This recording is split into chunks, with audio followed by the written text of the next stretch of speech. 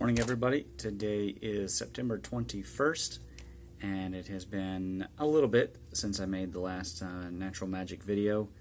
So let's talk about the sciences. And when I say the sciences, I mean the sciences of life. And we're going to divide these basically into three categories. Okay. First is going to be hidden sciences. Then moving up the ladder will be the supreme sciences, and then of course the highest level, or the heaven level, would be the sacred science. Now realistically all of these are the same. One extensive science, however, they are to be divided by their general gist, or what kind of thing are you trying to get out of it, and maybe if you're trying to avoid certain trappings. For example, the sacred sciences are practiced usually by religious cults, and by cults I don't mean drink the Kool-Aid cults. I mean usually meditation sects, such as some form of Jainism or Sufism, Zoroastrianism, Gnostic Christianity, Kabbalah, Taoism, or particular types of Taoism, that is, like the alchemists.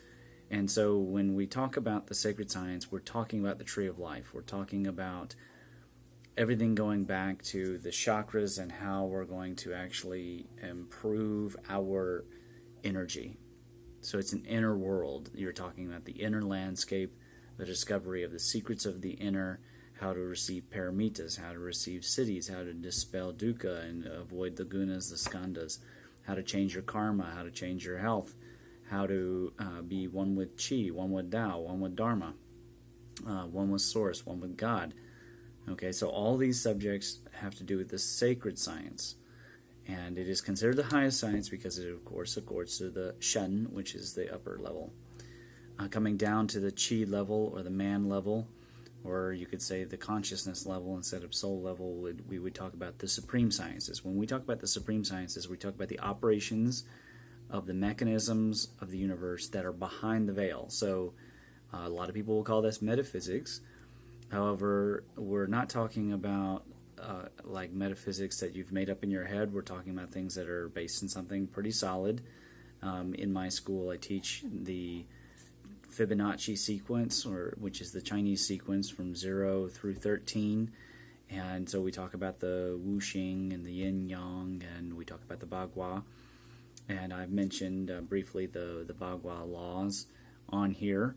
So when we talk about the supreme sciences, we talk about the operations of the universe and as according to Tao. Now, most of your natural magic is going to fall into this category because we're talking about non-ritualistic magic in which you can use the operations of the universe and the sciences of the universe to do things for you and to protect you and to help everybody around you. Okay, so that's the supreme science. And usually medicine is going to fall into the supreme science with a little bit of gloss over into the sacred science.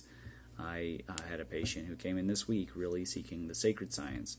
But for the most part, when I help a patient, I help them to reach first the supreme sciences, and that's usually the upper limit. That's what they're usually looking for because they're trying to improve their life. They're not necessarily trying to become Buddhas and Bodhisattvas overnight. And usually people, they're very personal about their salvations and their purpose and attainment. And of course, liberation is a very touchy thing because it seems so judgmental to tell somebody, don't be your identity. Don't identify with your ideas to the point that that takes over your identity.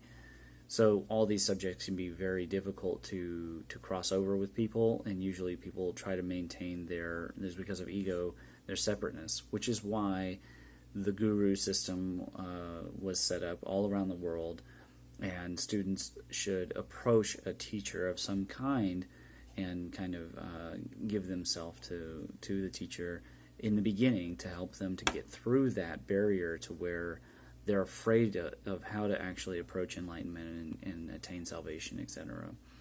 Not everybody's willing to just, balls to the wall, go for it like I did. Some people need a helping hand, and especially because there's a lot of dangers out there, and I can personally attest for that. And then coming down from there, at the earth level, of course, is the hidden sciences. So let's talk about what the hidden sciences are. The hidden sciences all have to do with the actual science, using the scientific method, that will always be buried. And why will it always be buried? You could say it's Satan's fault, or maybe the system, the man, mainstream science. You could blame it on a lot of things. But what it comes down to is the hidden sciences become a gateway to the supreme science and the sacred science, because the more you study the hidden sciences, whether it's hidden archaeology, hidden physics, hidden mathematics like mystical mathematics, like the cult of Pythagoras, and numerology, you're going to end up finding that those things connect to the schools of alchemy and the schools of meditation, and that will take you directly into the supreme sciences and the sacred sciences.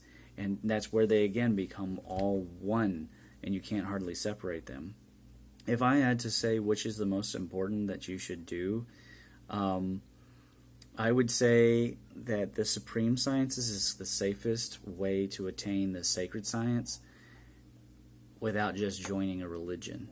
So if your goal is spiritual, like if you're on a spiritual journey right now and you've been in a dark place, you're really hurting, and you're trying to improve yourself and improve your life because maybe bad things occurred, maybe you feel really guilty, you're feeling really strongly that you were doing everything poorly. When you're doing that, and I've been there, okay, when you're doing that, try to find a system that is going to bring you where you want to be.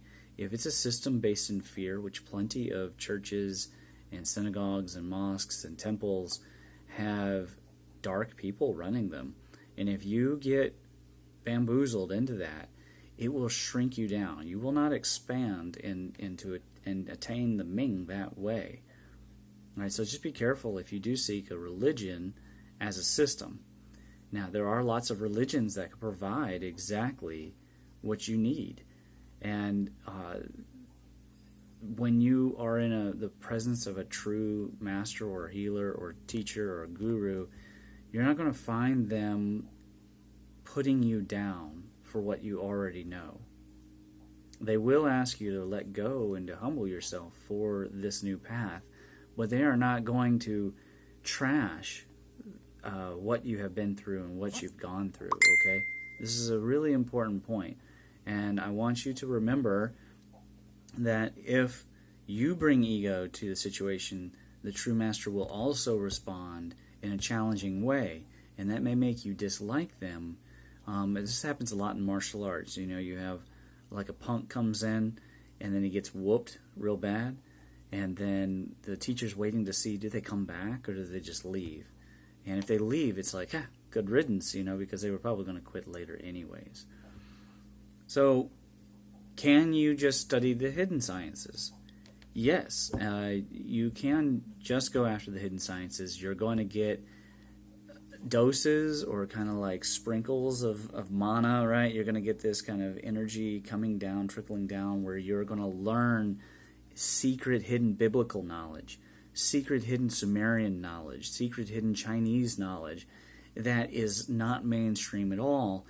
And you're going to find, like take for example Taoist knowledge, as you go back in time and you get through the lies of the Neo-Confucianists about Taoism and the Victorians and the way that they were totally led astray by the Neo-Confucians about Taoism. And then you go through the alchemical periods and all through the temple periods and all the way back into the ancient days, you're going to start to find where Tao once again becomes the central focus of the entire culture. And you discover that, for example, Tao is a word that's contained in all the schools. And so what did they mean, and where did this idea come from? And as you keep digging, you're going to get even further back in time. And as you go further back in time, to the origins of antiquity, you discover that people like Buddha or Lao Tzu were actually in the middle from where we are to when religions were created. And so the hidden sciences, if you're studying them for the purposes of understanding more about your universe, about your physical world, you will get places. Can you get there through a hidden science study of money? I think so. You're probably going to end up a little bit bitter and jaded because you can end up thinking about how the world is currently enslaved. Just letting you know, okay, if you study the hidden science of money, you're going to probably end up a little jaded. Or you're going to be tempted to become a greedy schmuck and actually try to, use some of the black magics of the hidden money, right? If money worked the way that they advertised, obviously everybody would have a very good chance of getting rich, but that's just not how it works. And if it's not your star, if it's not your time, it's not just going to come to you, And a lot of athletes, they get there and they did everything the right way, and they've been bamboozled and they're swindled right out of their money. And there are plenty of Don Kings in the world who have taken advantage of, they know more about the hidden sciences of money than the athlete or the entertainer. So just be aware that just because you study a hidden science doesn't mean you'll necessarily end up happy. Whereas the goal of the supreme sciences and the sacred sciences is to create a lasting happiness. And of course everything's temporal and ephemeral, but this lasting happiness comes through service, whereas the hidden sciences don't necessarily take you there. You might know everything about how the electricity flows in the cosmos and still not be a happy person. This is a really important point. So you can use just the hidden sciences. Would I just use the hidden sciences? No. I started from the top and I went down. So I started with the sacred sciences while I was learning alternative Chinese medicine. Actually, before that, I was working with the sacred sciences through Buddhism, and then I worked backwards. And as I've gone backwards, I've reverse engineered most of the teachings that we encounter, and I'm currently still doing it. I don't stop and haven't posted a lot of this stuff. I mean, you've seen some Electrical Universe videos, but I haven't talked about Samaria and Egypt and the different things that I'm investigating, the cataclysms of mankind. And maybe one day I will, but the main point of this video is that you understand that you can approach these three sacred or supreme sciences, and you can end up with the science of life, and it will look very different. You will be very weird. You will be completely opposite pretty much to your friends and family. However, if you do it right, no one treats you that way. Like, I don't get treated like a weirdo. I don't get a lot of weird looks when I go to the restaurants. I go to the same restaurants that everybody else does.